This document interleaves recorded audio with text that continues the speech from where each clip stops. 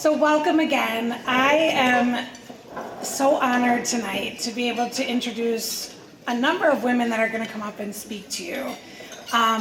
And what was so exciting about our day today is that we awarded the Young Alumna of the Year and the Alumna of the Year this year.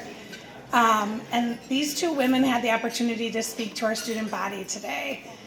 And their stories and their journey and their message for our young students was so remarkable. These are young women that have been able to articulate their journey into their careers and really tie it back to their time at DSHA. And I can't wait for them to share their story with you tonight. So it is my honor to introduce our DSHA's 2023 Young Alumna of the Year recipient, Sandra.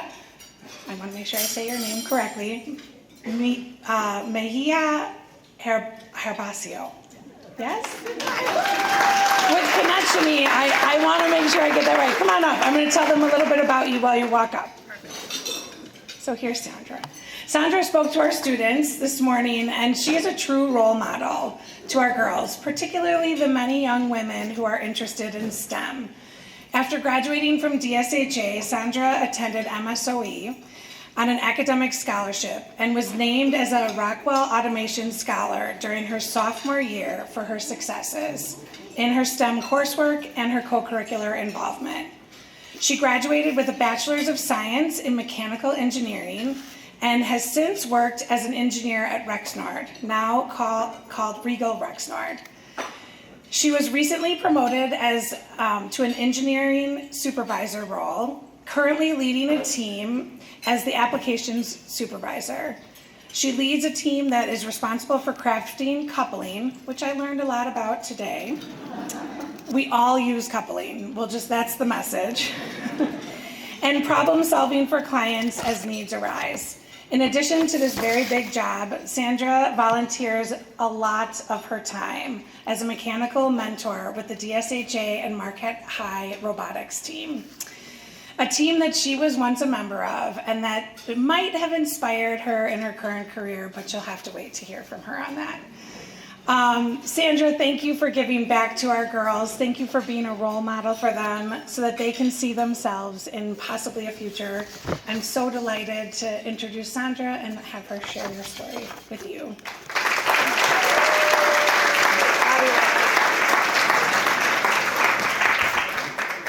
Good evening, all of you. It is truly an honor and a privilege to receive the Young Alumna of the Year award. I stand here today and I am filled with a profound sense of gratitude and nostalgia. DSHA holds a very special place in my heart and will remain one of the building blocks of who I am today. I truly believe that this high school is a place where young women can grow and develop into confident, capable young women. Receiving the Young Alumna of the Year award is not just a personal achievement, but it is a testament to the power of education and empowerment that the school provides to all their students.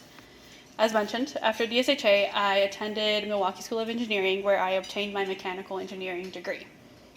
As you probably all know, engineering is a very male-dominated field, and MSOE really wasn't any different, and the workplace really isn't any different either. I could count on my hands at graduation practice how many women were graduating in my mechanical engineering class, which was 10, including myself, of course. So many times I found myself as the only woman in class, which, coming from DSHA, it is a very different feel, clearly.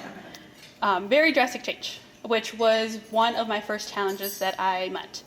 I had to prove to myself, but all people around me, that I could do it and that I belonged there and I had achieved and gotten there with my own strength and my own education and my own ability together. The classroom environment here really did prepare me. It encouraged me to ask questions, to have my individual thoughts and ideas, to seek help if I needed it in class. I mentioned this morning that during my first semester we had quarters at MSOE, I did feel like quitting. We had a SolidWorks class which you do modeling, different things depending on what you want to model. We didn't have that class here when I went to school here. Now we do, which is great. But I was the only woman, and I tried not to sit in the back, but I sat in like the second row from the back, trying not to stand out more than I already did. And I remember I called my mom, and I was basically in tears. And I told her, I really want to, I failed that test. I'm 100% sure that I failed it. And I don't know if I want to do this. And she just kind of stayed quiet and said, what are you going to do then? And I was like, oh, you're right. I don't want to do anything else. I want to do engineering. So I continued on, which was great of my mom to ask me my question that she already knew the answer to.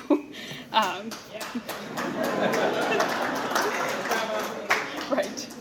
So I also mentioned that a phrase that I like to tell myself is, I don't know, but I can learn.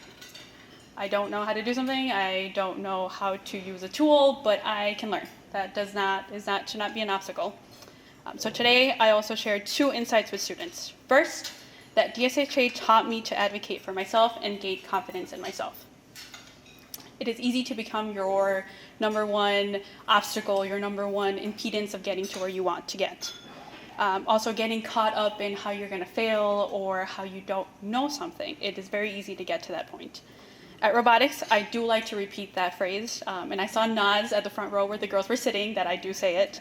I like to tell them the machine shop is very intimidating. When you get there and you don't know how to use a bandsaw or the CNC or the lathe or whatever it may be, you get nervous. You get scared of that you may not know how to use it. And sometimes they're given a task that they don't think that they're capable of achieving, which is not good. However, I like to tell them, you might not know it, but let's teach you how to do it. And if you mess up, then we can just say that I did it myself and you didn't do it. And we can just try it again. We don't have to tell anyone. Because I really want them to have that confidence in themselves that I developed starting in robotics and being a part of it as a student. I didn't actually join robotics until my junior year because I didn't know that it was a thing that existed. I also didn't know that engineering was really a thing. I wanted to be a math teacher before that. So when I joined robotics, that exposed me to engineering and what that meant, and that is what led me to that career. So I want them to be able to see myself doing it, see themselves a little bit in me, and be able to know that they can chase their dreams, but they can also feel confident that they can do that. A second insight that I shared with them was to embrace every opportunity to develop their leadership skills. DSHA was my starting point. I told them it could be something as small as taking initiative in a project, maybe becoming the one project manager who gets everyone together. Or it could be maybe the first one asking a question when no one else wants to ask a question. Or it could be volunteering to head up a can collection. It does not have to be being the captain of a sports team or being the president of a club. It could be simple, and then you develop from there. I continued my leadership development in college, being vice president of my sorority. I was a community chair for the whole school as part of my job with the dean of students. I coordinated events, welcome week. I helped try and get myself that experience that then helped me in the current role that I am now. That really helped me with interviews, with work. It helped me be my own self-advocate and let them know what I was capable of and what I had done to get there. Another little anecdote, I guess, or a little thing of today, I asked the girls how many were interested in STEM. And I was I don't want to say shocked, because it was a good shock. A lot of them raised their hands, which just made me hopeful one day that I can go back to MSOE or any school, but MSOE for me, and have not enough fingers to count how many girls are graduating with a mechanical engineering degree.